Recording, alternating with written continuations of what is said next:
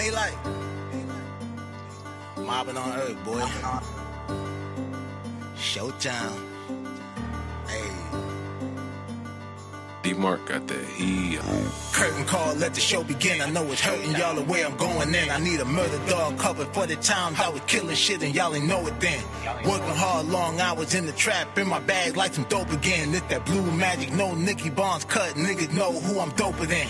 Everybody, old nigga, new nigga, only see a challenge in a few niggas. A lot of y'all can wipe the smile off your face on the mob, it ain't none of you niggas. I just put the switch on the new blicker, rapid fire spitting, it's a boost nigga. 2 Street for a lot of you niggas, hard knocks, life fighting 2 jigger. Back on my shit again. Endurance, I tire him out like a Mitchell, and I'm about to put on that shit again. I was trying to be humble, but fuck it, I'm still a man. Don't rap like a kilogram.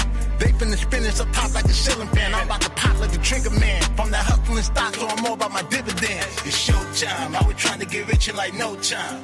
Underdog with a slow grind. Had to run the shit up to a gold mine. Niggas hated like the whole time. Now they kept the wave like a coastline. Yeah, these bitches fronted like the whole time. Now they front row when it's showtime. Cheering for a nigga, pulling on the nigga. I should pull a Kevin, kick her in the titty. Nah, I'm being petty, baby, I'm just kidding. Going with your move, I ain't even tripping. I ain't groupie back when I was in the kitchen. Had 3 counted, catching what I'm pitching. Montana way, started with the dishes. Out of town played, not the pocket trip. Real G's round me, we don't do the fiction. Niggas rub me wrong, it gon' be some friction. It gon' be a spark, I'ma stand on business. Ain't no favorite I can stand them niggas, they gon' lay in dirt. Candlelight visuals, face on the shirt. Now you get the picture, Psalm 23. Now you get the scripture, homies, they gon' fly. They done got religion. I be outside, functioning with killers. Police outside, hunting for the dealer. Bitches mouth wide, hungry for a nigga. I ain't even dropped no money on the tigger. True player, I be turned with the ism. Bad bitches know the vibe I be giving. Fuck the haters and the lies they been telling. They'll make the news at noon 10 and 11.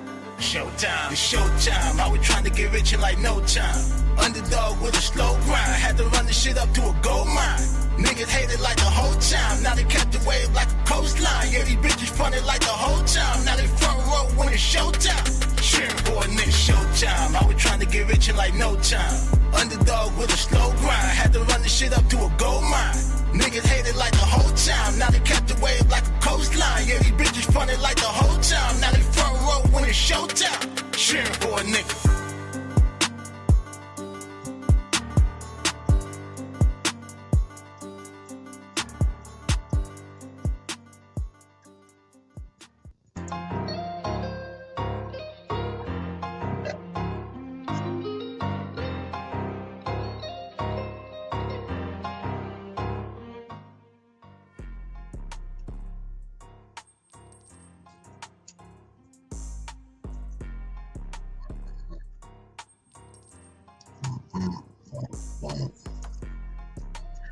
Yeah. Hey man, stay man. It's your boy DAA man. Daylight TV. Back at y'all with another Rising Grind live show. Episode number 23. Today is Friday, August 1st. Yeah, it's the first of the month. What's the word? Let's see, get approved. Oh, okay. I see what's going on. Yeah, man. So, end of the week. Starting late. Like I said, I'm working on a lot of dope shit. So I don't even really feel like too much like it's on some defeat shit that we haven't been starting off like on time this week. But yeah, man, just arranging a lot of little things or whatever to improve the show, the overall experience, and so on and so forth. But hit that like and subscribe button, smash that notification bell if you're really mobbing with the content, so that you can know whenever I'm going live or dropping some new news you could use or not. And yeah, man, Daylight TV, let's get it. So yesterday, if not the day before, we spoke about Hakeem Robinson, aka KSOO, Jacksonville, Florida drill rapper, was on trial for the last 2 weeks for the murder of Charles Lil Buck McCormick, and supposedly it all stemmed with the beef, with the murder happened in 2020, I believe. Yeah, and he had another. So much focus was on KSOO and, you know, his daddy telling on him and everything like that. You know, that's a significant part of the case. There was also Leroy Little Scotty Whitaker, who, you know, was in the car, and KSOO daddy testified against him too, saying that, you know, he drove them both from the location and burnt the clothes and all of that. So both ATK Scotty and KSOO were both found guilty of first-degree murder charges for the murder of Lil Buck. We're gonna get into actual footage from inside the courtroom of the verdict being read and the judge pretty much setting a date for sentencing. So.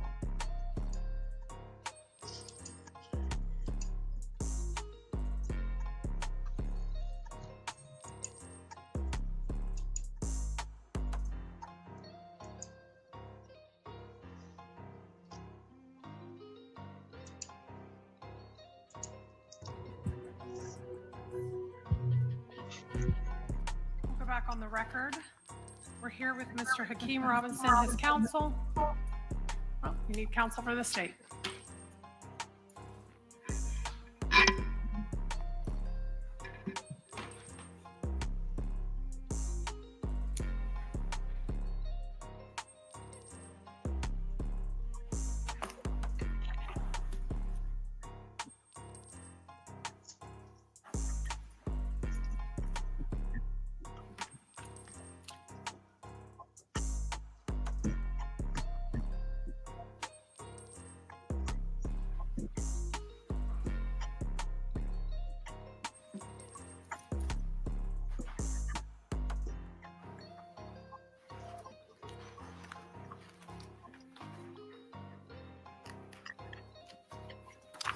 All right, we are present now with Mr. Robinson, his counsel, and counsel for the state. I'm advised the jury has reached a verdict. Any reason we can't bring the jury out now and receive the verdict? All right, let's please bring the jury out. Thank you.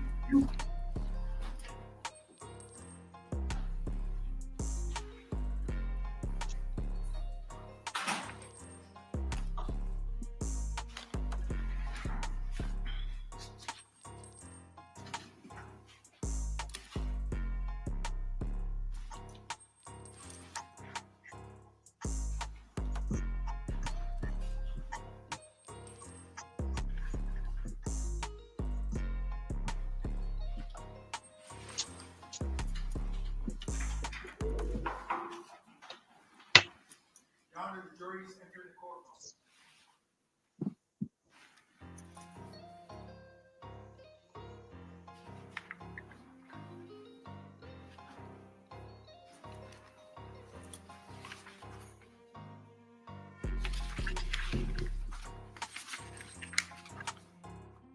All right, ladies and gentlemen, you may take your seats. And ma'am, juror number 3, are you the foreperson? And has this jury reached a verdict? Can you please hand the verdict form to the bailiff?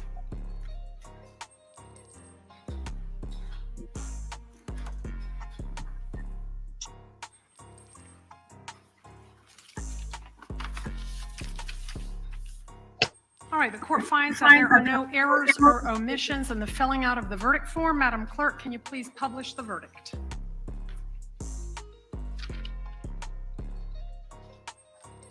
Circuit of the 4th Judicial Circuit in and for Duval County, Florida, case number 16, 2020, CF 3601B, Division CRE. State of Florida versus Hakeem Robinson, verdict as to count 1, with the jury found the defendant guilty of first-degree murder as charged in the indictment. So say we all, done, Jacksonville, Duval County, Florida, signed by the foreperson on July 31st, 2025. Does counsel for either the state or defense desire the jury to be polled? All right, Madam Clerk, if you can please poll each juror. Juror 1, is this your true and correct verdict? Juror 2, is this your true and correct verdict? Juror 3, is this your true and correct verdict? Juror 4, is this your true and correct verdict? Juror 5, is this your true and correct verdict? Juror 6, is this your true and correct verdict? Juror 7, is this your true and correct verdict? Juror 8, is this your true and correct verdict? Juror 9, is this your true and correct verdict? Juror 10, is this your true and correct verdict? Juror 11, is this your true and correct verdict? Juror 12, is this your true and correct verdict? Thank you. All right, ladies and gentlemen, I wish to thank you for your time and your consideration.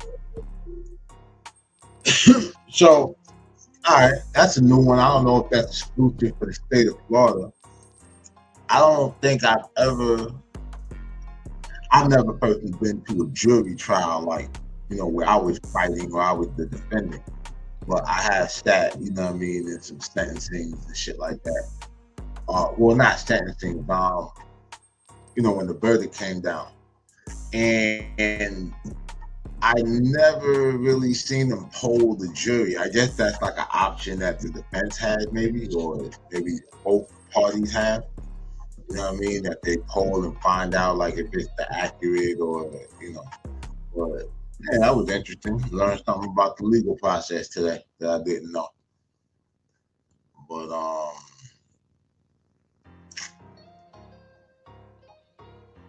yeah, damn. I mean, the guilty verdict. They got a picture. I'll bring up or whatever and shit. KSOO reacting. Matter of fact, try to bring it up. Image file.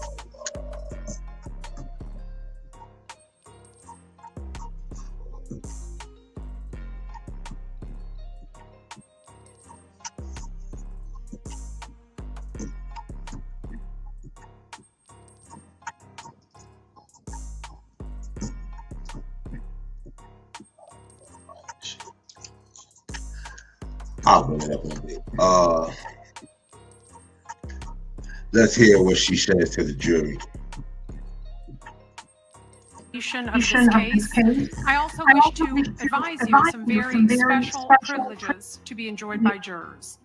No juror can ever be required to talk about the discussions that occurred in that jury room except by court order. For many centuries, our society has relied upon juries for the consideration of difficult cases. And we have recognized for hundreds of years that a jury's deliberations, their discussions, and their votes should remain their private affair as long as they wish it. Therefore, the law gives you this unique privilege not to speak about the jury's work. Although you are now at liberty to speak with anyone about your deliberations, you are also at liberty to refuse to speak to anyone. A request to discuss either your verdict or your deliberations may come from those who are simply curious, or from those who might seek to find fault with you, or from the media, from the attorneys, or elsewhere. So it will be up to you to decide whether to preserve your privacy as a juror. And with the rendering of this verdict, ladies and gentlemen, your service in this courtroom over the past 2 weeks is now concluded. And all of my prior admonitions and prohibitions against looking at the news or reading the newspaper, listening to the radio, or going on social media, or talking to anyone, or looking up anything, all of those prohibitions are now lifted. You are free to do those things if you wish. Keep in mind, folks might want to speak to you, and you are free to speak to them. But again, you are also free to refuse to speak to them. I do want to thank you sincerely for answering your jury summons, coming to the courthouse 2 Mondays ago, and being part of the administration of justice. I say this every week when I have jury trials. Our system of justice, I believe, is the best system of justice in the world, and it wouldn't operate in the manner and method in which it does without citizens such as you who take the time, the consideration, and out your private lives to come down here to be part of our process. So I do sincerely and genuinely thank you. And at this time, ladies and gentlemen, you are now excused and free to go.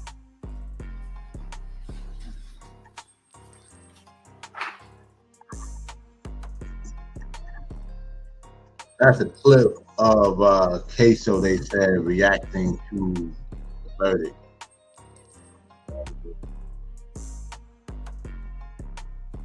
But there's still more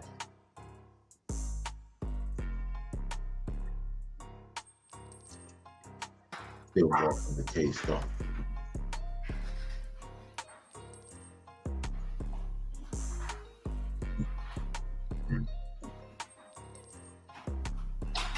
All right, that jury has exited the courtroom. Of course, they need to cross over and exit through the other door, but until and before they do come out, counsel, if you will present your client before the bench.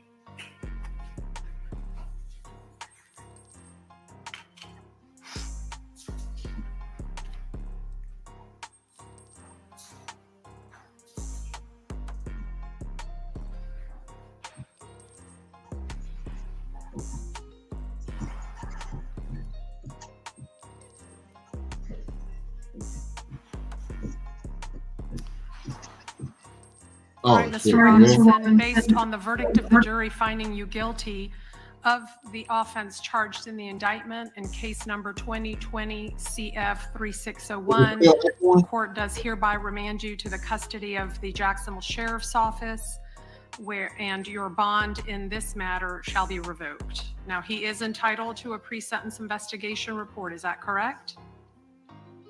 Okay, then I will be sure to order one. Again, that takes approximately 30 days to complete, so we'll need to come back for sentencing no earlier than 30 days. When would the parties wish to return? I have the week of August 25 or September 2 for sentencing to be set. The same week as Mr. Whitaker? Okay, are you all available to return the week of September 8th? Keep in mind, Monday would be a to be set date, and we would set the sentencing on a convenient day that week for all parties involved. Hey, Mob, click that link or whatever and shit and come up. Okay, and on the 8th, you all are free to appear via Zoom. That's just a scheduling date. That won't be the sentencing date. We'll pick a date on the 8th. All right, then we'll pass Mr. Robinson's case to September 8th for sentencing to be set. All right, thank you.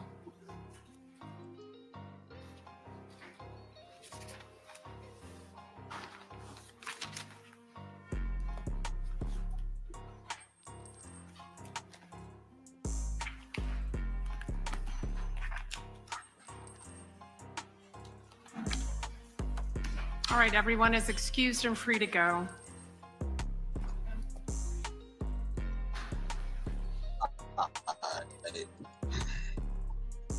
So, what's going on with your boy?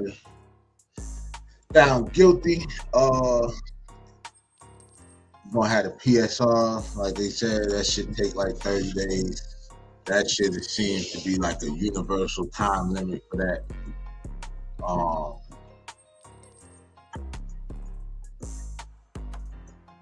That was crazy. I invited you up here, but I don't even know how to fucking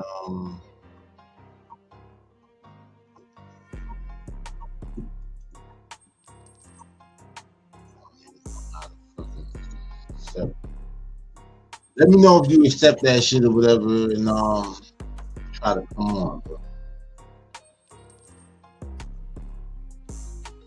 But all right, me fiddling around with this shit. Got another clip here. So, like I said, everybody was really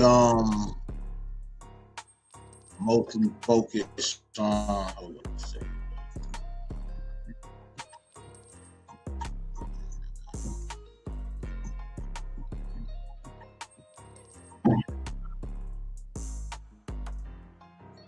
So next up,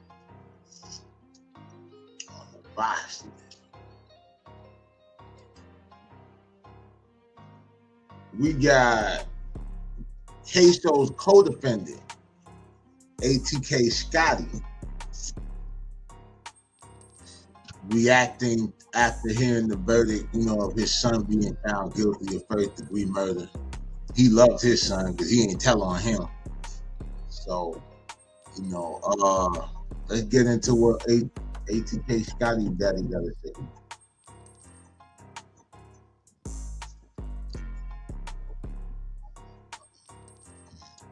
Can we start off with your name just so we have it for the record? And your father. What are your thoughts on hearing the verdict just now? The verdict will always be the verdict that the prosecution wants. Son Prince wasn't even on the gun, We found guilty by that.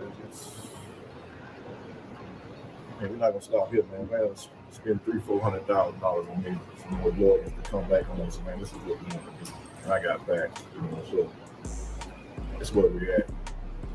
I already knew what they're gonna come back with because this is what they've done. I done seen it done numerous times. Several people, same prosecutors, bias, not fair. Like from the start, it's all like fair. And do you think Candace was given too much time?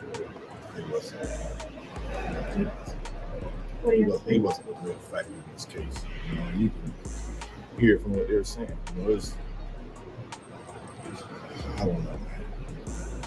When I first met with you before the trial started, I know you did tell me that you just asked me for the evidence to be presented and you wanted fairness. Just talk about that now that with the outcome and everything. Yeah, the evidence, it wasn't there.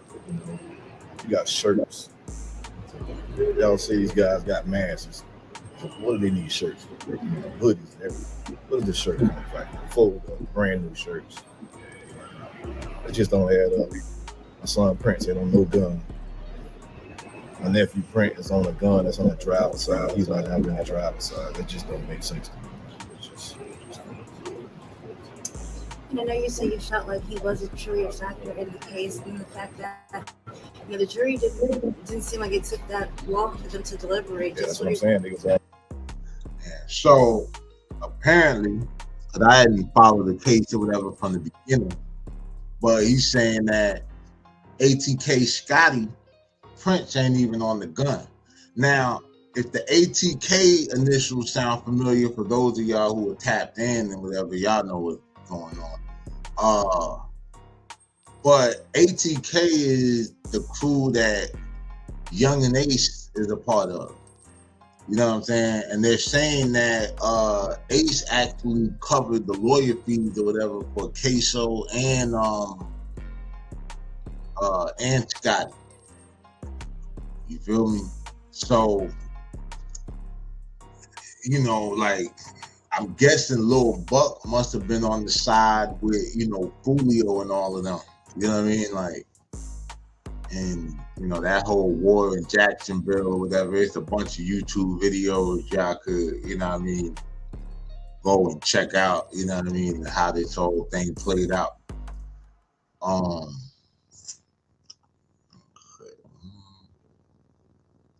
the fuck?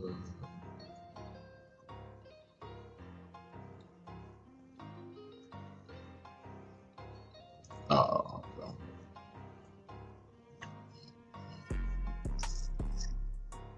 But they was cohorts. They told them what to do. They just went along. They ready to get it over with. Been down here all this time. That's how these cases go. I'm not new to this. I've been around a while. I've seen cases in and out. I got a cousin right now that's trying to come back on, same similar situation when he's dead innocent. So. What's the hardest part about hearing this verdict? All of it.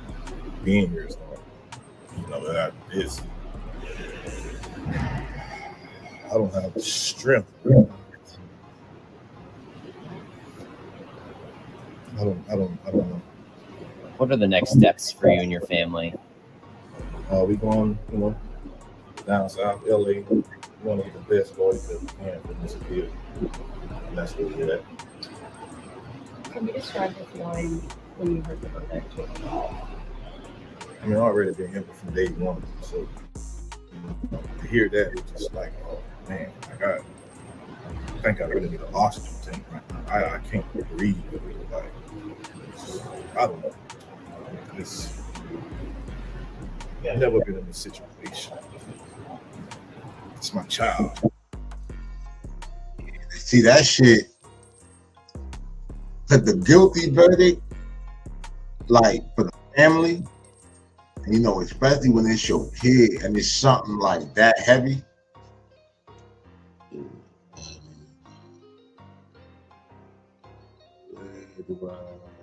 Hold on, so now I gotta try to figure out what. Hold up.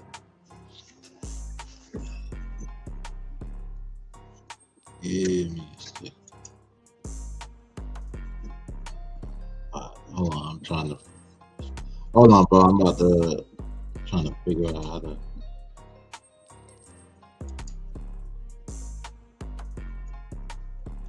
See where I pull you up at.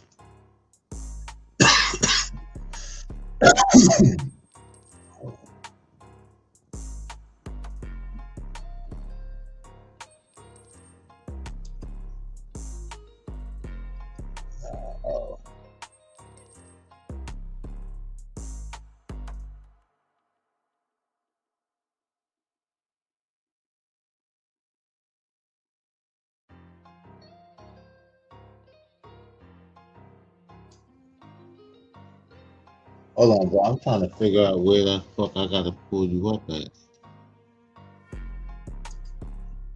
Oh, okay. Hold on.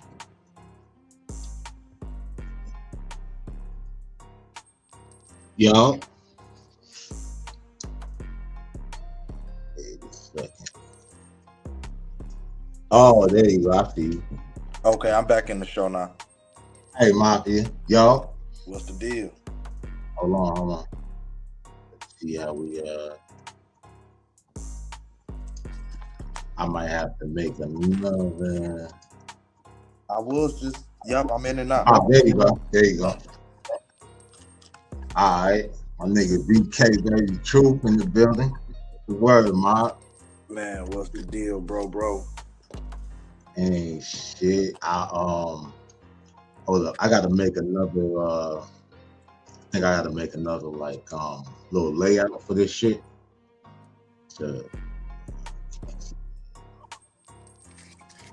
That way we can watch this shit while we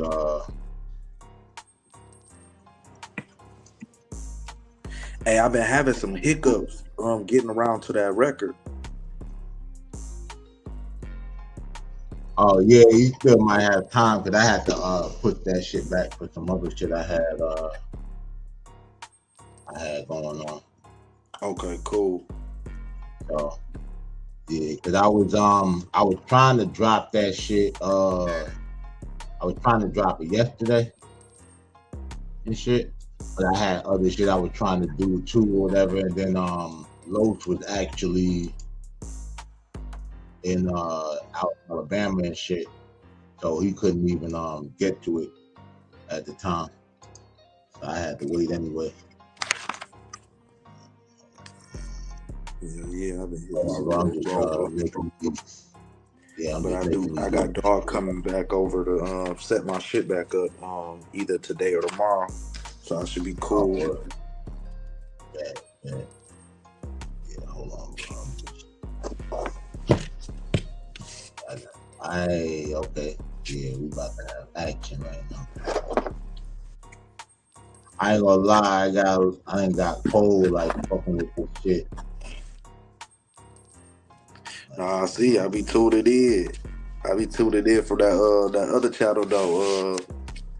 The game. It's something the game. Oh, okay. That's all right, bet. Yeah, I just save this shit. Custom layout. All right, there we go. Yeah, so you know, this is the nigga KSOO. I know you've been following. I seen you react to the shit with his daddy telling. Like, Cold business. man, like nigga, and then to find out that the nigga been a rat, like, you know what I'm saying? Like he been working since the 99 to 2000s.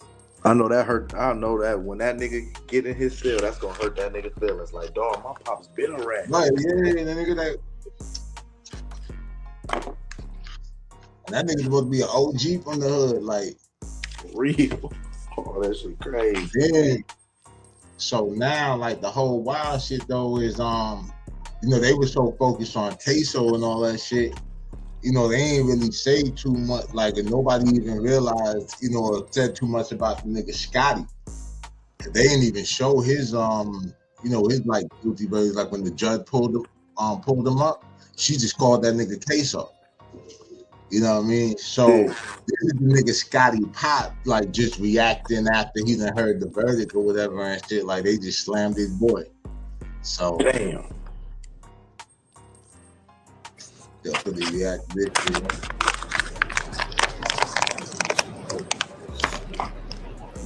And of course, looking at the child, the fact that you know that or you can even hold him or do anything, just walk us through that conversation.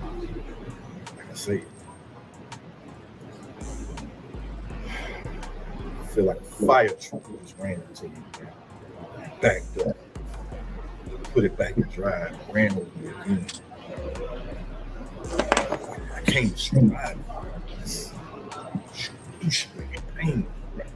I'm gone. I know his mother as well. She couldn't even breathe. It hurts. Pain.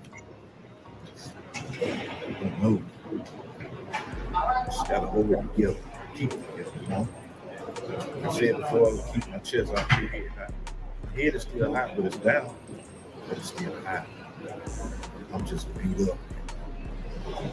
Just beat up. I mean, it hurts. It hurts me, family, his sisters, his brothers. We love him. We'll continue. We're not giving up on him. He's not going to be someone that just is by himself. I'm there with him. I'm going to continue to be there with him. Every step. He's not by himself. Never will be. Always been for my kids. Always been a part of my son. So I hurt so bad. It hurts bad. What would you have to say when Hey, bro, you know what's so crazy? Like, it's fucked up about this shit. A lot of times, like, you know, you hear about like these cases in the news, and the first thing they want to think is like, you know, that every one of these mothers growing up like single mother, no dad around that give a fuck, like, you know what I'm saying? And the whole time it's like, that's why I be saying some motherfuckers just make their choice. You know what I'm saying? It don't have nothing to do with the fact that, like, you know, nobody care about you or whatever the case may be. It's just some niggas just turn how they turn. You feel me? Like, that motherfucker fucked up on this shit. You get me? Yeah, I can hear you, bro. This shit is crazy. Because I don't know no pops that I know that ever do shit like that. Oh, that like told on his, yeah, bro. Like, I mean, yeah, I mean, I'm pretty sure if we dig, we'll find some shit. You understand what I'm saying? But it's like, it's just rare and shit. And then especially when your pop nigga is like, you know, he gang, nigga. Crazy. Like, you understand what I'm saying? Like, it's the one thing, like, you know, if your daddy is an old preacher type nigga and shit, and it's like, I didn't raise you this way and all this other shit. But it's like, nigga, you with the shit. I got this shit from you. That shit crazy, bro. But like this nigga, you know, he loved his son. He ain't testify. I don't think he would have told on his son. I don't think he would have either. Mr. Robinson and Dominique testified? It's It is what it is, man. Everybody, they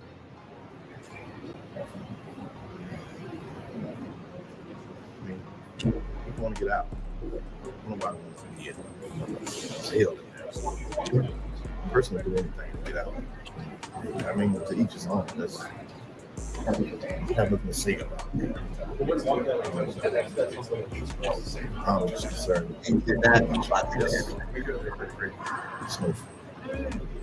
It's no finger pointing. You're to blame. It's not. It's what it is. We just got to continue to fight. When he was taken away, what was going through your head? I can't even tell you. I'm talking about I'm not here right now. I can honestly tell you that deep down from the bottom of my toes. I'm here, not. I'm going to continue to fight. This is not over. If you do, or is there anything you'd like to add? Anything you're leaving out? I love my son. Yeah. His mother, his grandma, his granddad, all my sisters, brothers, family members. We're gonna get through. You talking through your mic? I have a family that's a praying family. God, they used to say we this, we that. Yes. Hey, bro, you talking through your mic? Nah. See. You can't see through it, right? So you can't judge it. You have to be inside of that wall to know.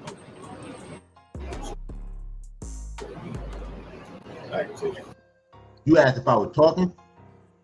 No, I was saying, is you talking through your mic? Cause something making the echo. Oh, nah. I was just playing this shit. Oh, it's probably, you know what? Hold on. I know what I'm gonna do. I don't know why it's doing that. I'm gonna just go to the headphone.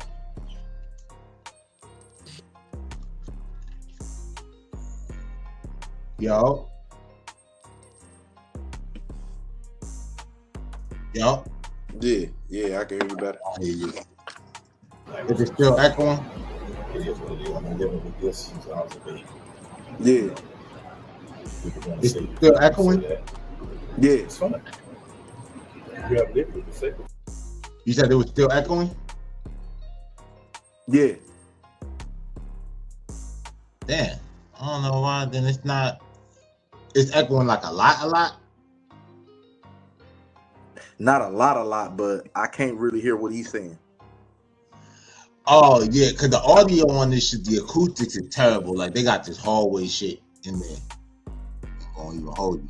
But I'm having a hard time hearing them as is too. But yeah, we about to move on from this shit though. We got that nigga Dame Dash talking about this nigga Cameron. You heard me? Yeah. Yeah, let me see something. I don't know if it might be.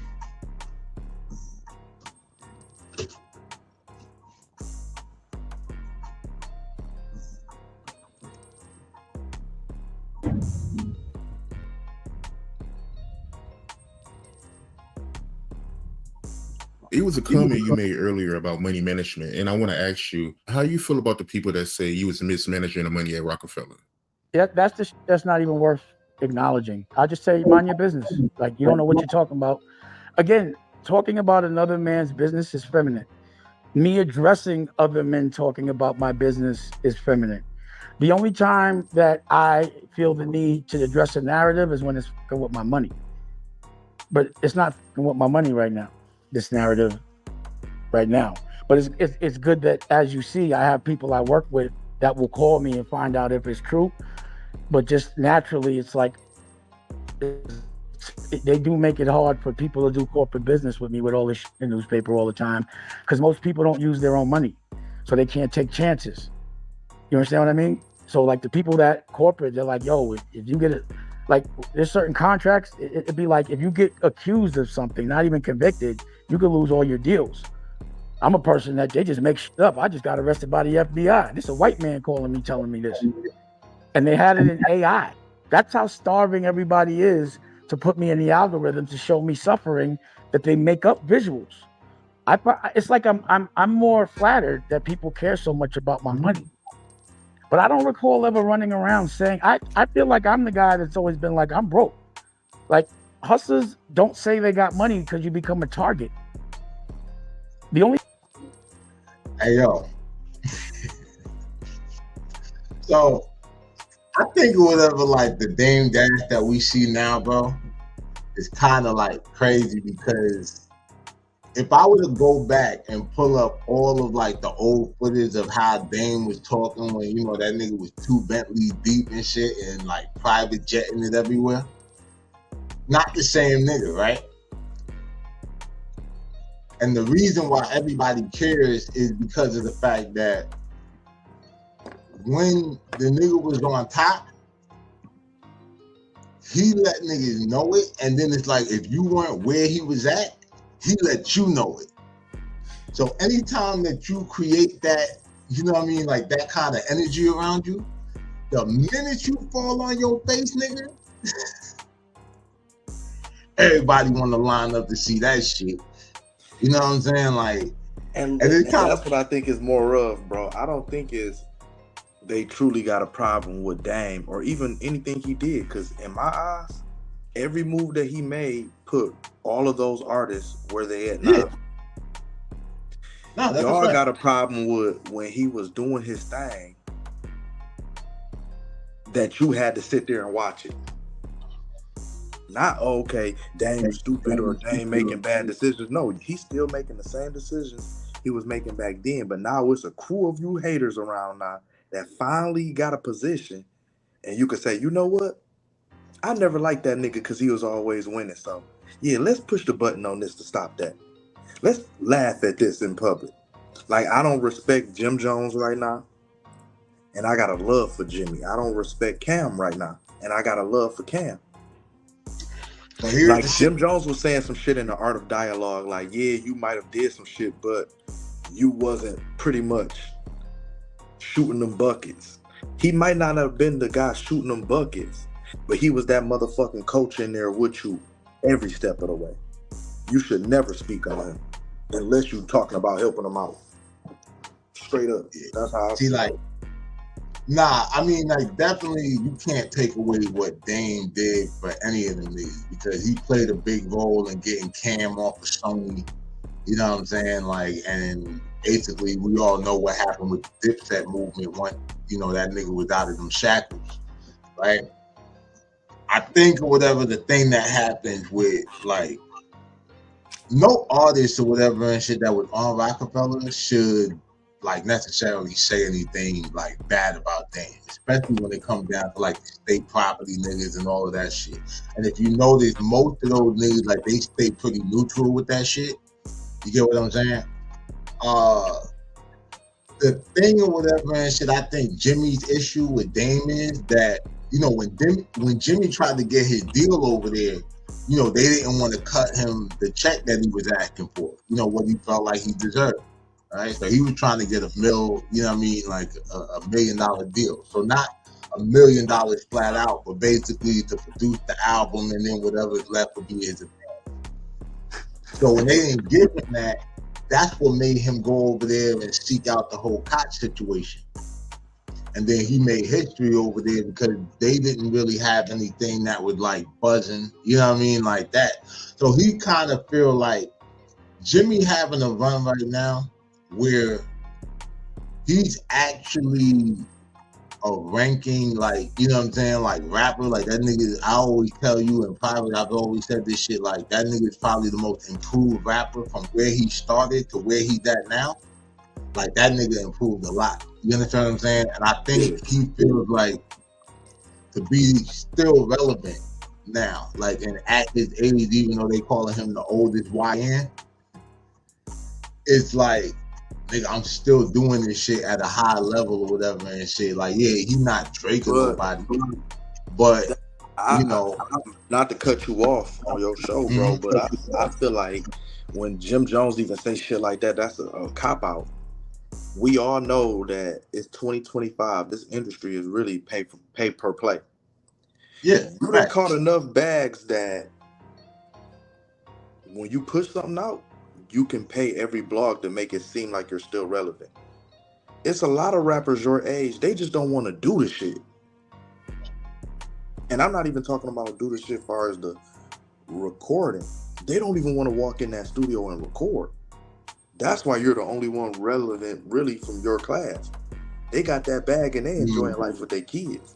You the motherfucker that want to chase a number one hit that you never had without Max B. That's Jimmy. That's what you want to do. You have an extensive spending habit, and you keep going from almost $1 million to damn near 50,000. We all know when a motherfucker always on tour, they don't got no money. Straight up, we know that. I mean, well, it goes two ways, right? Like if you can still get booked, like most niggas are gonna take the money.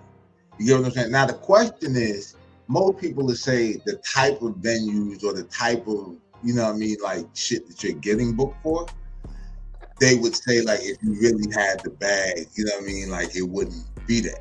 Now, to me, it's just a matter of perspective, right? Because I can understand like where a nigga like Jim Jones come from and shit like that, like a project nigga. All right, put it like this, bro. Imagine like all the days or whatever, like you struggled on 7 Mile and shit like that or whatever, and it's like, yo, you just praying like 500 come through, right? But on a regular basis, even though you up right now, but it's still motherfuckers hitting your line like, hey, I got 20 for you. It's a club date. I got 15 for you. It's a club date. By the time you start adding that shit up or whatever, that's 100 racks, nigga, in a weekend. No. I ain't tripping on that part. But yeah, what I'm saying I understand that. But like, he want to yell out, "I'm relevant." Like, I'm dropping records, and these bitches is just going global. No, they're not, my nigga. Well, nah, You keep like you are one of them old niggas that want to stand next to the young niggas. You want to be all in the niggas' videos, and like I done seen you in the background of younger artists' videos. Just like I done seen when the nigga in my city, Peasy, was coming up. You was so close to him talking about y'all got a joint album coming out a couple of years ago, and it still ain't came out. Like you want to be relevant. See, it was niggas that was the cool kids and them niggas, and there was niggas that always was friends of them niggas, them cool niggas. And those are the niggas that's always trying to chase it, always trying to talk about what they did. Bruh, if your impact that you swear you making is as big as it is, you wouldn't have to say it. Straight up. I could definitely see that shit though. That shit right there. And I'm a Jim Jones fan. Nah, yeah, I fuck with Jimmy's. Like, you know what I'm saying? That's what I'm saying. Like, you know, but I could definitely see, you know what I mean, like that point too and shit for sure. I think where he really like got under scrutiny is when this nigga sat here and tried to compare himself or compare his career to Nas. When that nigga did that shit, he got donkey of the day. But see, that ain't the first time though. People just like they forget fast. But when you a music fan, you don't forget. That's not Jimmy's first time. He been going at Nas on the low and mainstream for years. He want Nas to say something to him so bad so he can go home and be like, oh, this nigga Nas said something, son. Whoa. This nigga Nas, the illest nigga. That's really what he want, bro. And I hope Nas never give him that moment, bro. Never.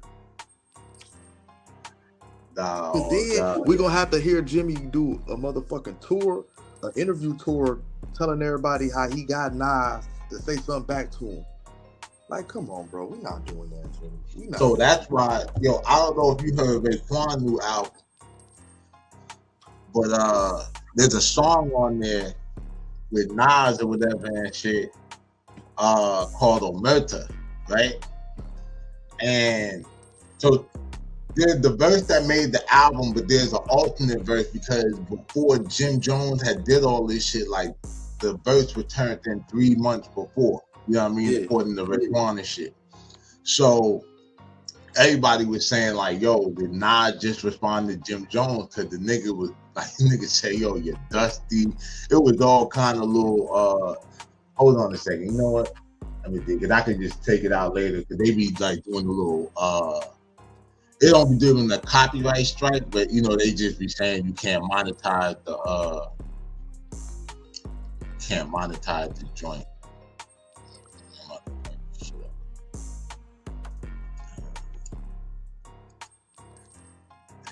Shit, man. Hey, I was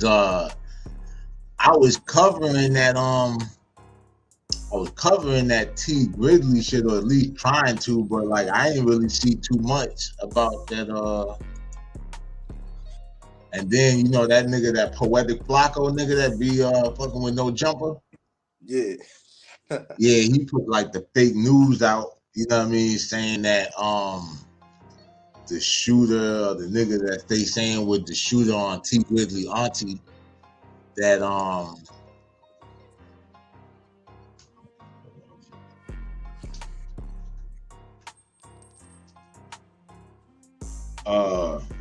that T Grizzly paid him to do the hit, but that shit didn't even but yeah, that shit came out to be like fake news. Hold on a second.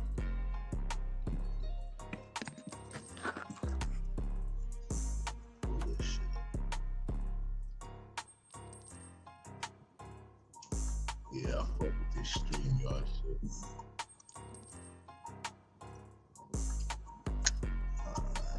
See, bro, a lot of motherfuckers be doing that fake news shit. That's why I don't really be trying to fuck with the cases and all of that. Even if I can watch it, I just let a motherfucker watch it for themselves and gather their own opinion. Like the Diddy shit, I had to do that because they said all the shit about kids and drugs, and man, this nigga had 7 fucking grams. Well, the whole thing is like with the Diddy shit, I don't have an issue covering the case if I can like actually get the information from a reliable source. So if I can't pull that shit up from, you know, Department of Justice press release or like a reputable like news source, even, because it's like even if I record something on CNN and CNN or TMZ get it wrong, it's like cool, when they retract the statement, I'll just, you know, cover, you know, where it went wrong at. And then 9 times out of the way I be digging up, you know, shit is like I could read the news article and just do my own little homework, you know what I mean, and probably figure the shit out before the news do. That's why I really start doing the shit like on live, because it's just like I could kind of do it in the moment and it's not like, you know, not crazy, but. See, but I'm a Trump supporter. I voted for Trump, so all that shit fake news to me. You feel me, bro? All that shit fake news. I don't trust none of that. Game great again. I don't be trusting none of that shit. I like to wait till I see the verdict and then be like, oh, okay. Yeah, because I covered that Diddy trial like play by play, like every week and shit. You know what I'm saying? I gave the breakdown and shit, put the reels, all the highlights and everything.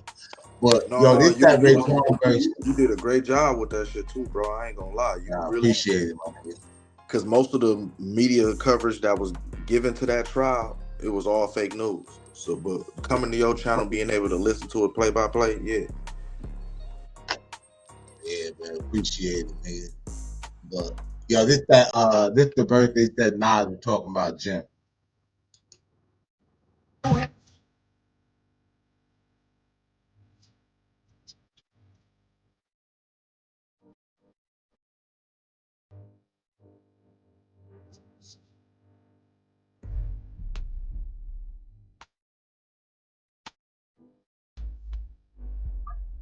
Noise. Nigga, listen. He said, I get it in a hot home. Now, you know what they always be saying about Jimmy Brady, right? Hey, listen, bro. I ain't gonna lie. It sounded like he was going at him the whole verse. Ooh, shit. I'm not gonna lie. Nah, look, it ain't even done yet. It ain't even done yet. That's just the opening, like, of that part of the verse. 'Cause that whole shit is like my natural instinct.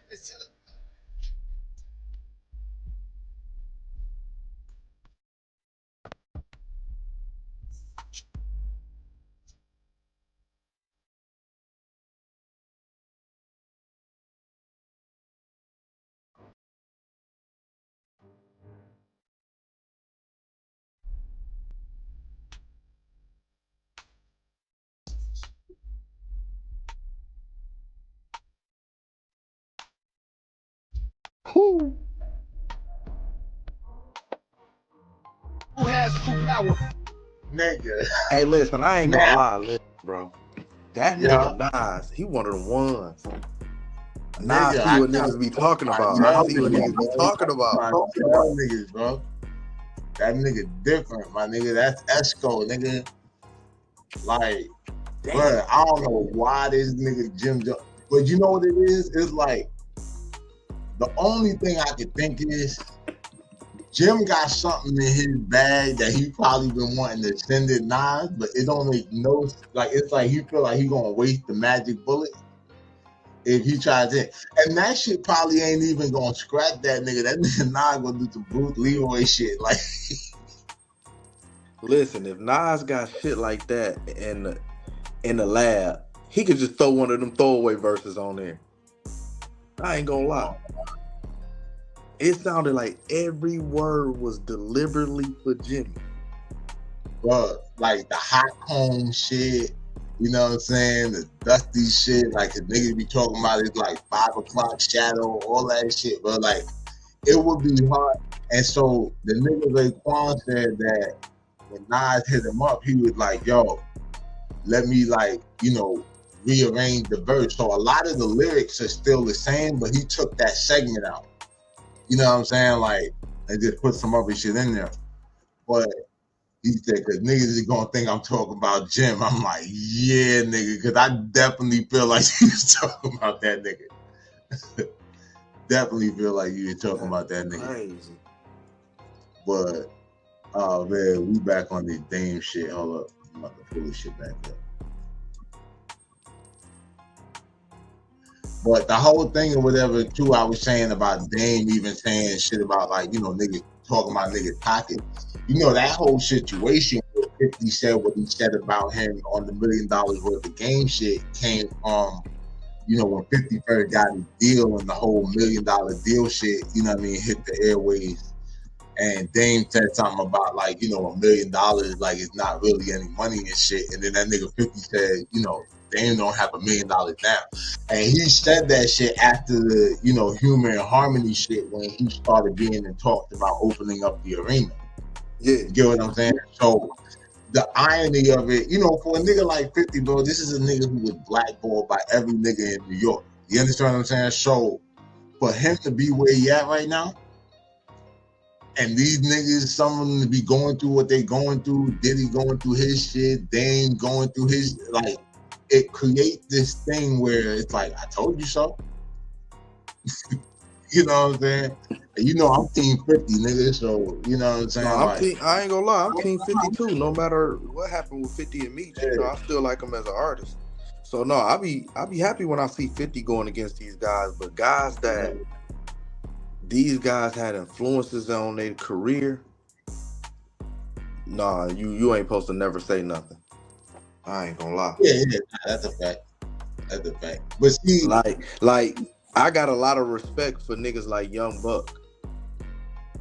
You get what I'm saying? Like Young Buck, no matter what him and 50 keep going through behind the scenes, he not running around trying to clown 50 every chance he get, like he Ja Rule and shit like that. That nigga really want a reunion. For real. And it's so cold, bro, like that shit with Buck. Is the shit that's so cold with that nigga, bro, is like how you know, he got caught up with that whole thing or whatever with the Transformer, right? And because he was really one of the coldest niggas in the unit, my nigga. No, for real. You know what I'm saying? Like that straight out the Cashville album, the Buff the World shit. Like that nigga had some shit, bro. And he just went out bad with the, you know what I'm saying? He said he ain't know the he, she, and then, you know, but yeah, but back on the damn shit, we try to get back to this shit in a minute. You know, Every time you say you have a bunch of money is when you don't. But that's for people that actually have had money. They would know. That's why I could tell the level of a person's, you know, how much money they've made in their life by how they act when they hear certain things. It's like, you should know better than that. If you had some money, you would know. So most people that talk about my money, like I said, you know, I don't think they've ever made a lot of money to know what it's like to talk about it. But I'm not judging them, but y'all talking about me. So just, you know, you want to keep talking, keep talking. I don't mind the algorithm, you know. I think any famous person that cares what the public thinks, if it's like, especially if it's not true, if it's not with their money, I just think that that's an oxymoron. Like, the people that hate you the most, they disguise themselves and they start to say things. People that hate you for no reason are cowards, you know? Like, if you got to fight with me, fight in front of me. Give me a fair one. And I'm getting older now, so it's like, yo, it's whack. I'm like 54. I'm never going to be in my 20s again. You're never going to see the 20-year-old version of Dame Dash again. But I did do a lot young. I retired at 35. I'm 54. Like, when can I relax and just enjoy my family and just do what I want to do? But again, I don't care what people say. Keep talking about my pockets. I ain't got nothing. I don't give a. Y'all need therapists. Y'all got some unrecognized trauma that you need to deal with, so you could stop hating other people because you hate yourself. I feel sorry for those people. The test is, do I still do the right thing despite other people not doing the right thing? Of course, I like my life. I'm not going to make my heaven into hell because they're in hell. Yeah, I know Cam, he said that you'll be set for life if you know how to manage your money. And it was out of love when he said it too. Again, I'm not, see, the thing about Cam is he's my little brother, he's from Harlem. And what he did, I wouldn't advise. And because he did it doesn't mean I'm gonna do it. Him and I should have that conversation in person. I'm not here to have a conversation between my little brother for entertainment. But it seemed to me like he could potentially have done that for entertainment, but we'll talk about him and I should, and I know Cam, he'll avoid me for 3-4 years.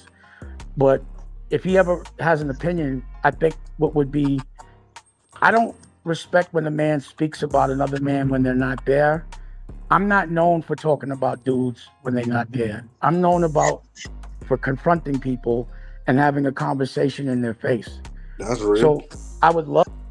Now that right there, he is. Because I think everybody saw that Hard Knock Life shit when Dog checked Kevin Lyles and called the whole Def Jam record. He said, "You're a quarter water." My nigga, that shit was legendary. Like, you know what I'm saying? Like, no, for real. Because we looking at this nigga like, yo. Because that's when we started figuring out, like, oh shit, they put the bill for the tour. Like, they did that. And that's really the shit that put them over the top when it was a $250 million company. And you know what I'm saying? Like, yeah, when they pulled that one, bro, that Hard Knock Life shit changed the game. Like, you know what I'm saying? Like, in fact, I don't think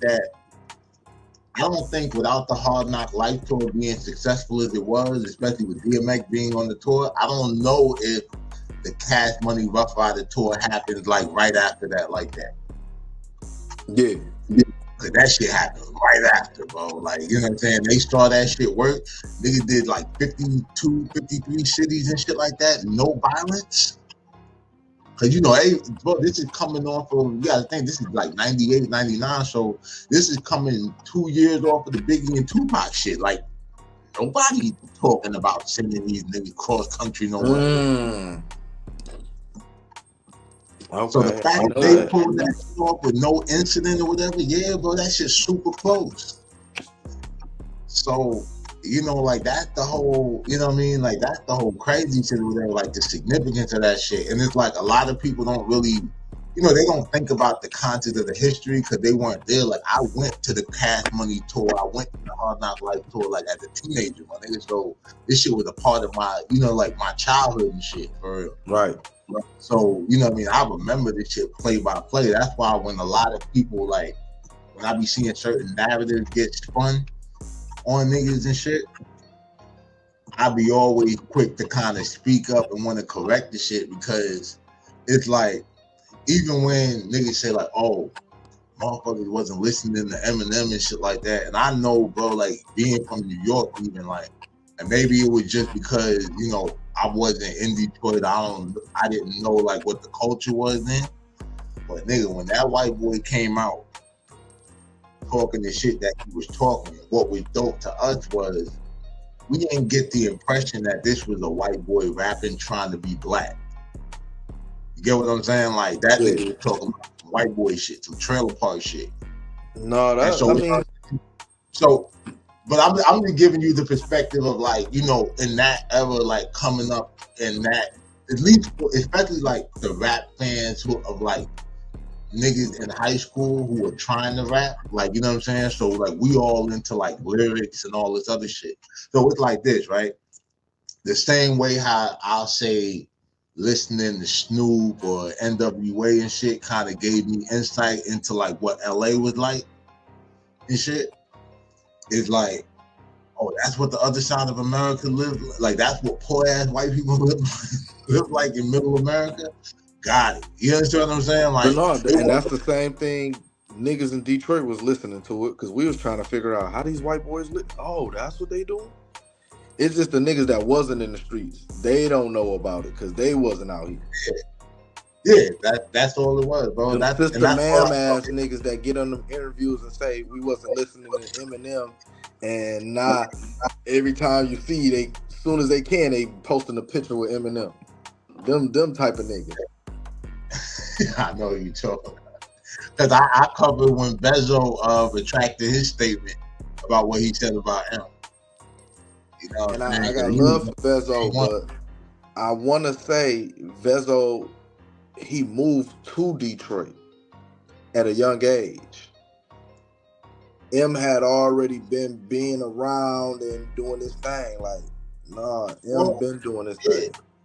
Look, when I did the T. Stuckey documentary and shit, I covered how T. Stuckey was actually, even though there was niggas from Puritan that said he wasn't feeling M, but then Stuck said that it was just that he caught a case at the time and didn't get the opportunity to act on it because, you know, he was fucking with Proof Heavy.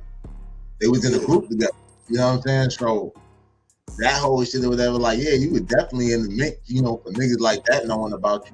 No, it was just one of them things where niggas wasn't getting opportunities, so they figured Eminem should be doing something for us, so we gonna badmouth him every chance we get. Man, M was fucking with niggas. And M was trying to sign Detroit rappers too. A lot of them wasn't showing up to the meetings, all kind of shit. Yeah. A lot of niggas would be catching cases while he trying to sign them, but the OGs don't be telling niggas that. So the young niggas just be walking around thinking M ain't never threw niggas no, he tried to sign a lot of niggas. It just wasn't in niggas' cars. Or niggas, you feel me? They was being niggas. Nigga, I'm getting street money and I'm selling dope. Nigga, fuck that shit. You know? Yeah. Hey, but that's why whatever and shit, really, like, you know, what we doing and shit like that is, you know, this shit important because, you know, it's really just connecting these dots or whatever and just keeping the history pure. You know what I'm saying? Whether it's the street, the music, you know what I'm saying, or just history in general. You know what I mean? So you know, and I can only get that perspective because a lot of the guys that were almost about to have situations with Eminem that are no longer here, I knew them personally. And they would be telling me like, man, I should have went to the meeting. I should have did this. I should have did that. He was reaching out, but you know. Yeah, but you know, accountability or whatever, shit, bro. Like everybody ain't accountable. everybody don't have accounts. No, for sure. Let's see what this nigga talk about. Love to have a conversation if he wants, face to face, but I don't think it would be that same energy. But I love Cam, and we'll deal with that. Like, if you saw someone that's supposed to be an OG not acting like one because one of the people that are younger than them did something that you wouldn't do, and then it says, all right, now I'm gonna do that, then that takes away from my OG-ness. You know what I mean? And I'm not gonna do that for this platform. So it's all right. I'm not offended by the question. You know, I talked to, like, you know, other people from Harlem, and overall we decided, talk to him when you see him. But I don't think it's a good look for him to be talking about anybody's pockets ever. Like I said, it's not the most masculine quality. I'm not saying anything, not trying to disrespect him, but it was something I never thought I'd see him do about anybody, nonetheless me, is talk about somebody's pockets. But you know what? The only thing I was let me say this. The only thing I was disappointed for Cam when he did say that, he didn't let the world know that every time he calls me, I still front on him. So when he calls me recently with all of these things, you know, before he got upset because of whatever I said about 50 Cent, I'd be like, yo, we still fronting. So every time I call him, I'd be like, yo, I'm in a different house. Show me your house. I was just wondering why he didn't talk about that. Like, every time he's seen me, he's never seen me look like I've mismanaged my money. It just seemed like it was promoting a narrative. What makes me sad about that is that Hey, but bro, there's the episode on It Is What It Is. Him and Mace did a whole like segment about how Dame still be like stunting on niggas and shit like that. The actual shit that he's talking about where Cam said that, like the full context of it, with this, right? Dame, when niggas call Dame broke, they're calling Dame broke in comparison to where he was at. You get what I'm saying? Like, before, you know, the Rockefeller split and, you know what I mean, all of that shit, right? Now, the whole thing about it is this. One thing I know just from knowing niggas who know Dame, before that nigga is like broke, how niggas say, we'll see Dame in the Fed, bro. For like tax evasion, maybe not for like selling no dope or nothing like that, but definitely for some kind of like financial scam and shit. Cause he's a smart nigga, like, you understand what I'm saying? Like he'll do some white collar shit, bro, before he just fall on his face, like, you know what I mean? And then he'll be trying to be like the Black Wolf of Wall Street, like he come out, write a book, you know what I'm saying, like, and speak at colleges and shit, because the nigga's story is unique, bro. Like, you know what I mean? A young nigga from Harlem started hustling, paid his way through private school. You understand what I'm saying? Like, all this shit. Like, this nigga got a hell of a story. And I think, like, in the midst of all the media shit, niggas forget about, you know what I mean? Like, that's what that nigga comes from. His mom died early. Like, you understand what I'm saying? So he's always kind of been on his own. Like, this nigga was securing record deals at 19 years old. But listen, now let me throw this wrench in the toolbox. Listen, now another problem that I think Dame Dash got, and why it seemed like his luck so hard, nobody want to offend Jay and Des Perez or whatever the bitch name is. They don't want to offend them, so they not about to rock with Dame too hard or give him too much, you know, fucking with, because they don't want to offend Jay. Oh yeah, well, it's definitely some picking sides, and when it comes down to like OG Juan and, you know what I mean, like all that shit. See, that shit cut back to the streets, and you know when he tried to, so you know the whole situation supposedly with DeHaven and Jay came from I guess when DeHaven got bad, the nigga Jay went around DeHaven or whatever and got at the plug. So supposedly there were niggas around like DeHaven that, you know, had an issue with that. Like, yo, this nigga did some snaky shit. You get what I'm saying? We know how this shit go. Like, that's the only way the nigga gonna hold some power in there, because he still got the nigga that's only gonna fuck with him. Mm-hmm. So the nigga, like, I guess it was some shit where, like, maybe nigga took a shot at Jay, or I don't know, like, you know what I mean, whatever it was, but it caused some friction, and I guess it was like nigga was put on notice. And hey, what's that verse that nigga say? Niggas wanted to end me, and y'all, and you still hang with her? Yeah. Yeah. Shit like that. Don DeMarco. But yeah, so you know, it just but yeah, I mean, my whole thing, take on the like Dame thing or whatever, like I could definitely see his point of, you know, feeling like shit if Cam had something to say, but at the same time, you know, the full context of that conversation was not necessarily like that Dame was broke now, because they had the conversation about this nigga stunting with the houses and shit, saying like, yo, you hear my lake? Nigga say, yo, he said, yeah, I hear his lake. He's like, he's showing me the lake and asking, can I hear it? You understand what I'm saying? Like, and then he takes you outside and show you lake. So like, yeah, he showed the part of whatever way he's stunting. The context of it was other people saying that he's broke or whatever and shit, and how, like, if that nigga was a little more conservative, all right, but think about it like this. If that nigga Dame was frugal like 50, imagine where the fuck he be at right now. Right. But I like, just feel like 50 blow the bag. You know what I'm saying? But no, I mean, he should have found the right one. We agree on that. Yeah, we agree on that. Like, you understand what I'm saying? Like, I would just say in the context of the conversation now, yeah, like, that's your man. That's, you know, technically big, bro. Like, you understand? Like, that nigga help your career, bro. Like, even before, like, the Sony shit. You know what I mean? That nigga was for real. With me. So, I definitely, I mean, I wouldn't have said that shit. You know what I mean? Like, not, you know. But then again, I've never had anybody do for me what Dame had done for Cameron. You know what I'm saying? So, in the same token, it's like, I don't, you know, like, I get it because of his obligation and shit. You know what I'm saying? Like, yeah, we could say that shit because ain't nobody, you know, get no big check cut this way. You know what I'm saying? But yeah, that shit is on there. This other clip I had on here is, you know about Tech from Baton Rouge? Yeah. Him and Main Music and shit like that. Hey, they just picked up Main last night on some gun charges. Nah, again. Last night. He out. Yep.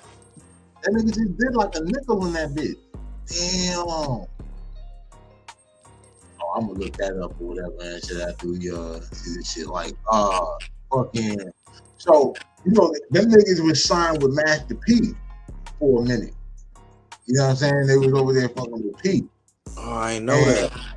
Yeah, bro. And like, basically, I covered a clip where the nigga Tech was talking about how, you know, they was over there with P, but P was still stuck in his old ways, trying to do the old no limit, the camouflage shit, instead of just letting them do they fighter game shit, you know, start a whole new wave. So, you know what I mean, they ended up parting ways, because then he ended up catching like a murder charge or some shit like that. He ended up beating, and he still gave it up to P, saying how the nigga came through with half of the bond money. You get what I'm saying? To get him out. So, you know, he said he don't got nothing bad to say about him as a person. It's just that like he just still had the same vision, and it wasn't, you know what I mean, like he wasn't under that shit. But this is a nigga, the Asian nigga from New Orleans. Let's say, look, Asian, I want to say, but HB. So he was signed to Master P. That nigga, it was a show that used to come on HBO called The Trimming and shit, and it was about like the jazz side or whatever and shit of it, and how, you know what I mean, just like New Orleans shit or whatever, like, you know what I mean, but it kind of showcased the whole jazz segment or whatever called The Trimming and shit. You probably passed through that shit when you was through New Orleans and shit. Probably you didn't even notice it because it all looked just like the front quarter and shit. But anyway, he's talking about what happened when he signed to Master P. I didn't even know this nigga signed to P. And I kind of like, I was doing some other shit with the music, like getting the project ready and still working on that Mafia Material shit. But that 50 Cent shit turned into like a long ass, like that shit might be almost 2 hours, son. Damn. I ain't even gonna hold you because the shit I was finding out as I kept going in, and then when I started talking to certain niggas that was around and like in the mix, bro, watch, when you wanted it, bro, this is the one that you've been waiting for, nigga. You know what I'm saying? For real, for real. And then I'm gonna do the Zopound shit right after that. Yeah. But yeah, so but yeah, so I didn't really like put a whole show together like how I normally did it. So I would just freestyle and I seen this clip. So we're gonna get into this shit right now.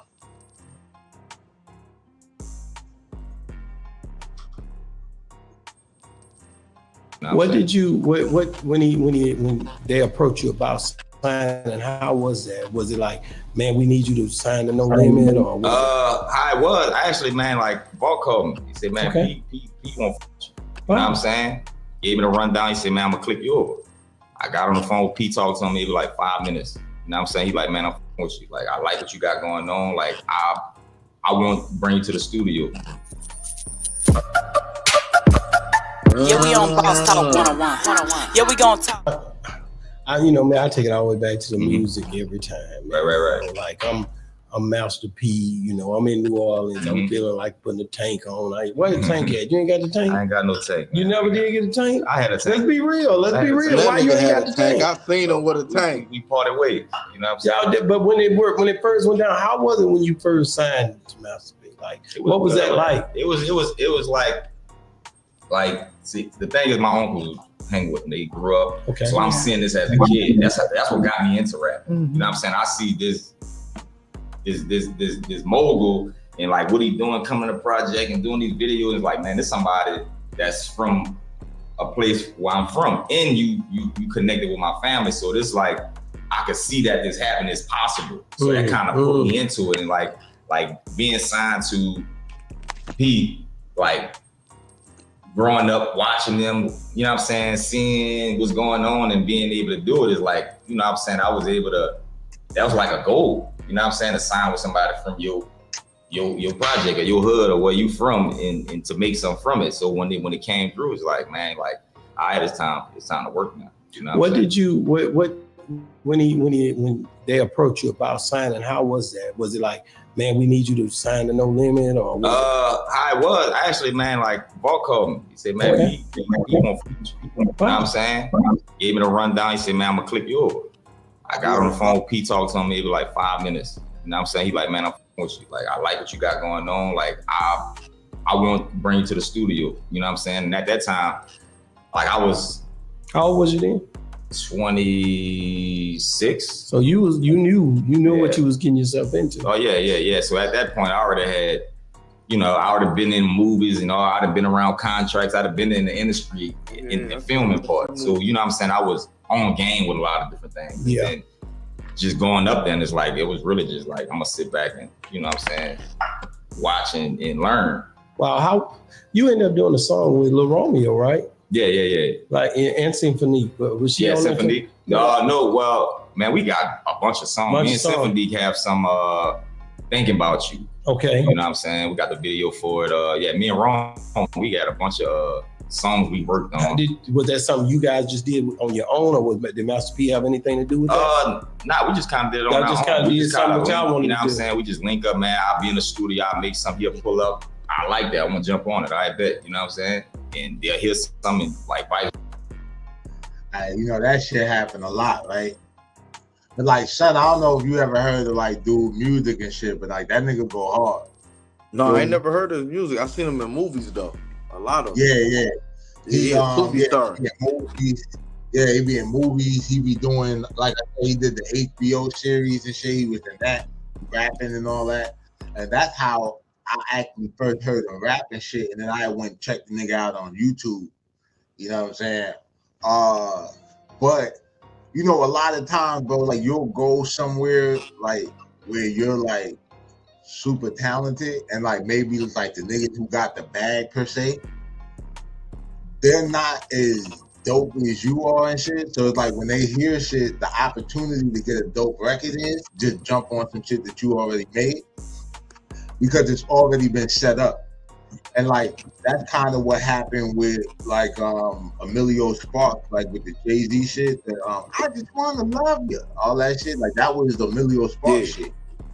You know what I'm saying? And like Jay-Z just like took the shit and brought Pharrell in, and you know Pharrell just did what Pharrell do, and that's how that shit went. So.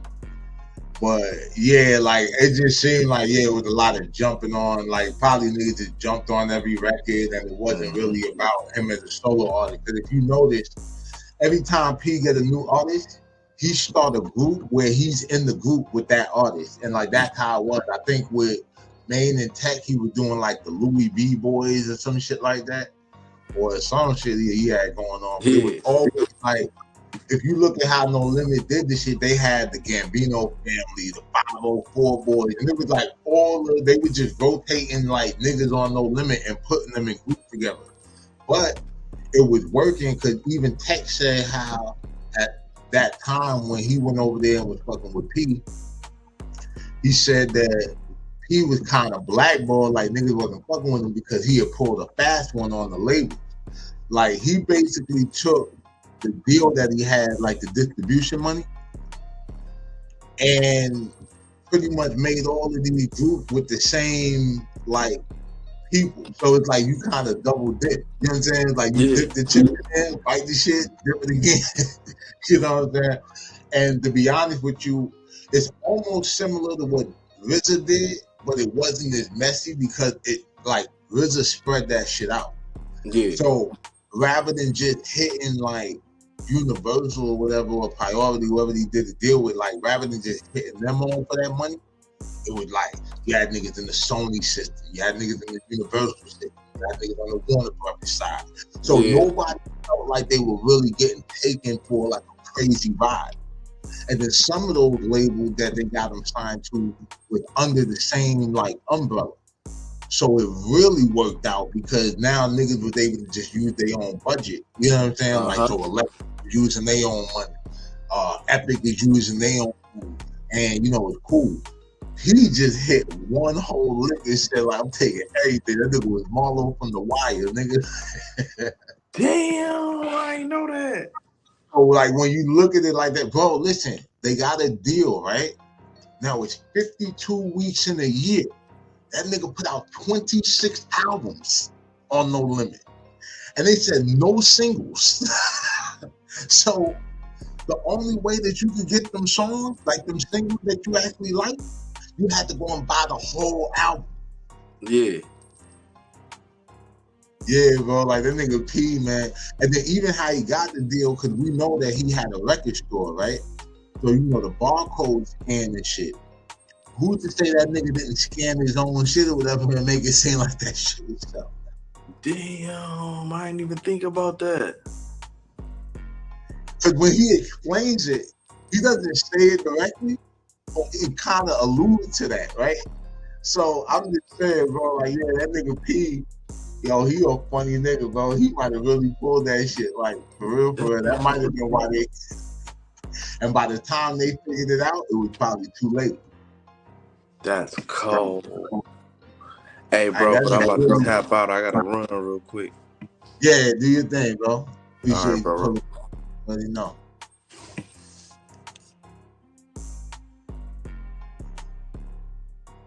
Yeah, man, we're going to finish this clip. And then I'm about to be out my damn self. It's 11:09. We started a little late, so we're still rocking.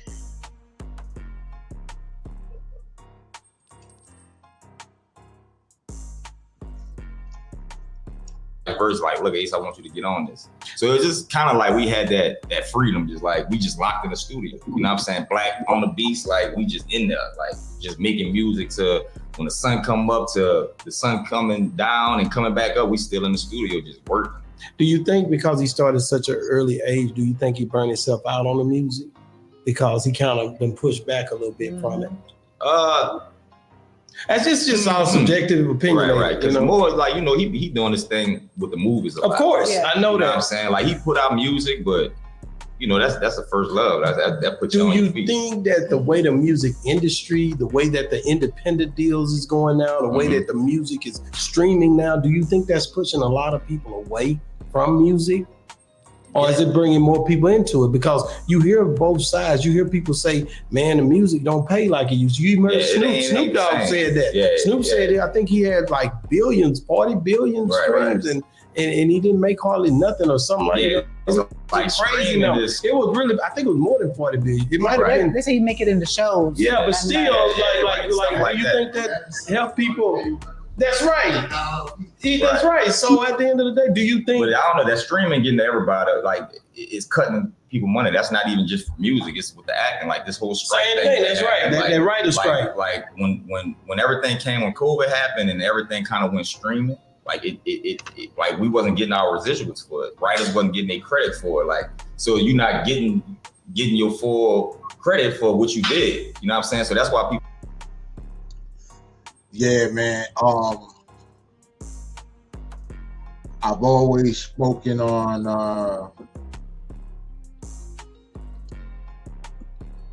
shout out Baby Truth, by the way, you know what I'm saying, for pulling up. You definitely be seeing more bro, whatever on the channel. I definitely be having some more of the homies on. You know what I mean? Now that I know how to bring niggas up and shit. But like I said, I was learning this shit. So y'all watch me learn how to bring niggas into the live. But yeah, on the subject,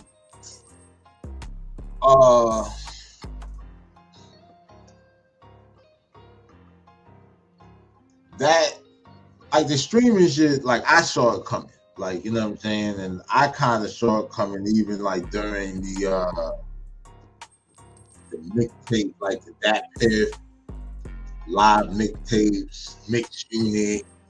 Y'all remember all the joints and shit. But that shit came along. I was like, yeah, because Napster already started it and shit. And actually, the dude that's like, I believe that runs like the Spotify shit, he started at Napster, and I think it was somebody else started there too. The dude that run BeatStars, where all the like producers be putting their beats up there, so you can lease them and all that. Like, they started at Napster together and shit. Cause I seen an interview, I think, with them both. It was something else I seen and shit too. That kind of connected that. But yeah, like, it's not just the music, man. Like, that shit has affected all, forms of media. You know what I'm saying? Because even how, like, news channels or whatever made their money, it would be, like, through advertisers and shit.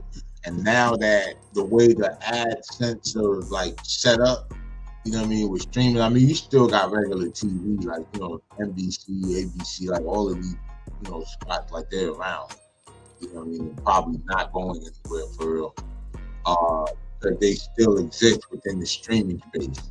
So they're just basically running the same content that they run on, terrestrial television, and putting that shit on like the streaming platform where you can watch it on your smart TV or Amazon Prime, shit like that.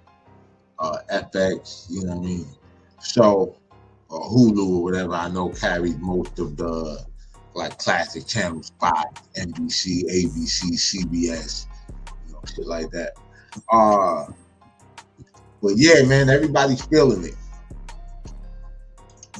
People start leading the way. That's why people doing it, because it's like, it ain't no money. You gotta have other things to do. Like, you ain't just making it straight off music. Right, because a lot of comedians are going back to stand-up comic now too, instead of just they'll stream everything, man. They making money off you. Then you know what I'm saying, that's where they trying to put everything. Technology, AI is gonna be putting people out of jobs. Like, they want to have it where they can use you. If you ain't paying attention to your contract, they can use your face, your likeness, your voice, and put it in the movie.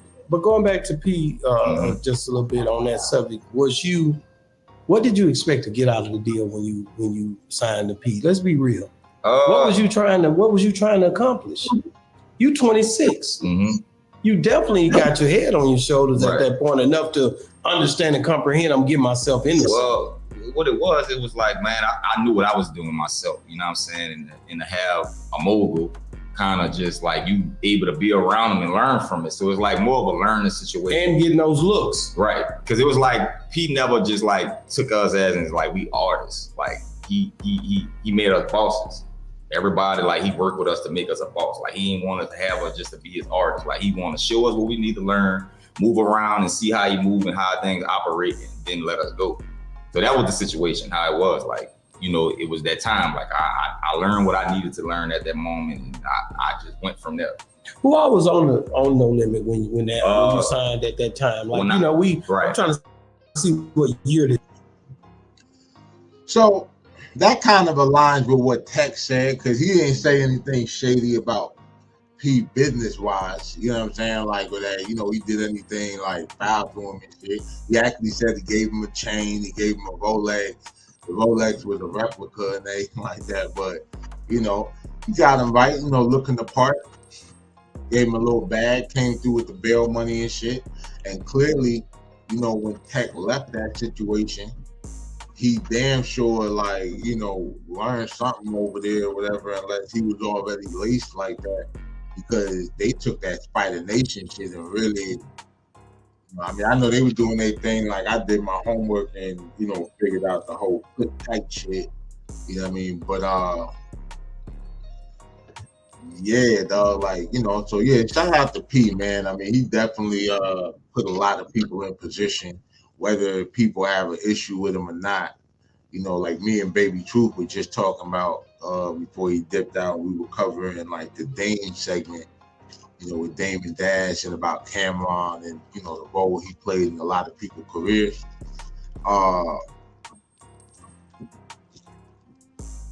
You know, shit, man, no matter how it works out, like, you still a household name. Like, you know, I know him and Mia X went through something, I want to say, at Essence Fest or something like that. So, yeah, man, shout out to P. Definitely a legend in the game. Like, definitely probably one of the greatest finesses, if that's like the real deal spill of how he pulled the fast one on the industry, then yeah, nigga, he one of them. This was like, what year was this? 2016? No, so it wasn't just crazy long back. Yeah, it wasn't crazy. About 10 years. Yeah, you know what I'm saying? But who was on there when I first got there was me, Black, and it was a guy named Young June from Pittsburgh. Okay. And then from that, man, he had his artists from LA. Was this like a new No Limit? Yeah. So we kind of started that, and then, you know, he reached back out and got some more artists, you know what I'm saying, from New Orleans. Got Popeye back, R.I.P. Popeye, you know what I'm saying? So there's like a lot of the artists he was dealing with from Baton Rouge and stuff like that, he just kind of, once the buzz happened again, he just kind of put everything back together. Did you ever get a chance? And dude from Baton Rouge is who we were just talking about, Tech and Maine and everything like that. See, I figured this was gonna connect, you know what I'm saying? But yeah, this is some history, man. We be connecting dots and figuring things out and everything.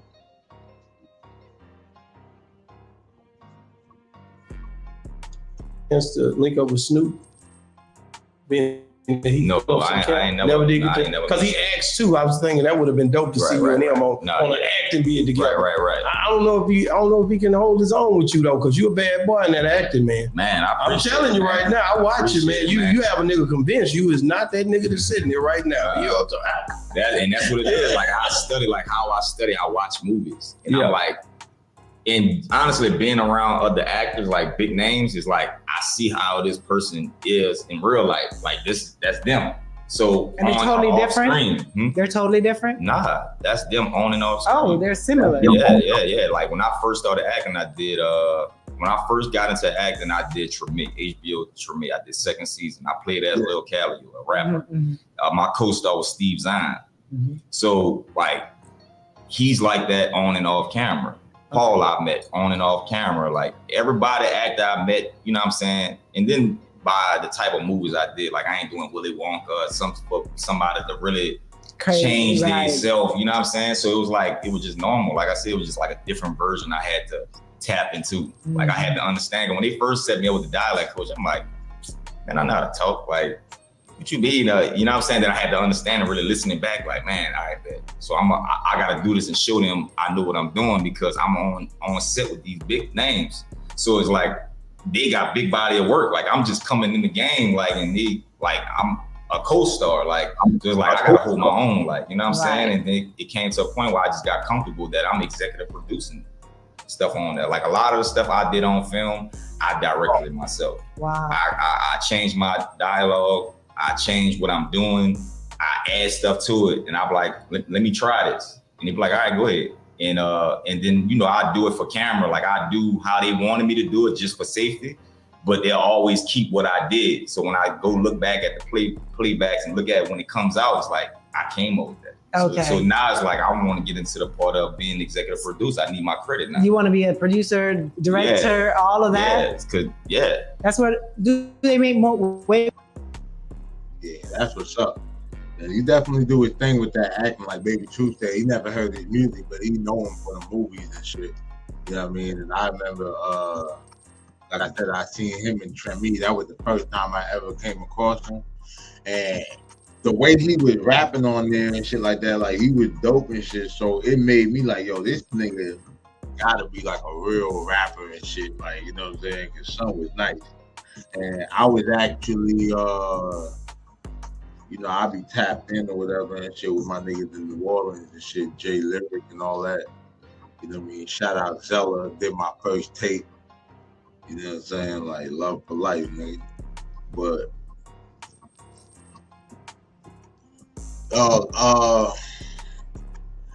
yeah, that movie shit, bro, is like where it's at. You know what I'm saying? Like Tubi done definitely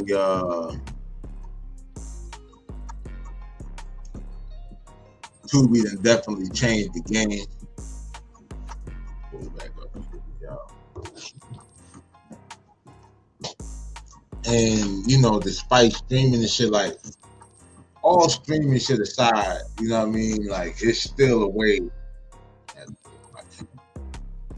get a bag out this shit, man. You just got to get creative on how you're gonna distribute it. And I'm actually about to try some shit, you know, and then I'm gonna break down like the inspiration behind it. You know what I mean? When it comes to distributing this next project, Get Rich or Die Mobbing, which I was just talking to Baby Truth about.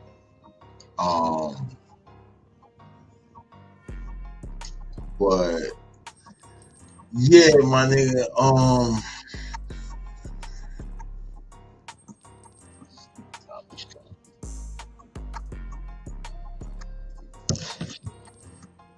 yeah, that's pretty much our show for today.